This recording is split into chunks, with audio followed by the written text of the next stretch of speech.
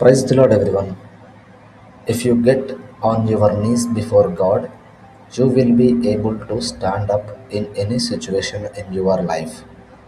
మీరు దేవుని ముందు మోకాళ్ళు ఉంచినట్లయితే, దేవుని ముందు మోకాళ్ళు లోనినట్లయితే, ప్రార్థిస్తే, విధేయత చూపితే, జీవితంలో ఎలాంటి పరిస్థితినైనా ధైర్యంగా ఎదుర్కోగలరు, నిలబడగలరు.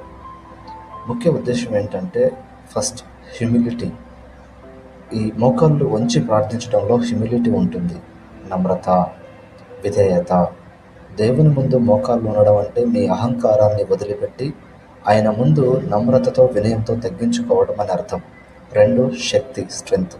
మీరు దేవునిపై ఆధారపడినప్పుడు ఆయన మీకు శారీరక, మానసిక మరియు ఆధ్యాత్మిక శక్తిని ఇస్తారు. 3, ధైర్యం, కరేజ్. ప్రార్థన ద్వారా దేవుని సహాయం పొందిన వ్యక్తి జీవితంలో ఎదురయ్యే ఏ కష్టాన్నైనా, సమస్యలనైనా, శత్రువులనైనా భయం లేకుండా ఎదుర్కోగలడు.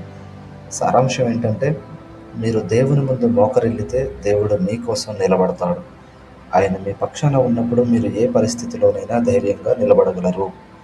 దేవుని ముందు మోకరిల్లితే మనుషుల ముందు, పరిస్థితుల ముందు తల వంచాల్సిన అవసరం ఉండదు. హల్లెలూయా, ఆమేన్.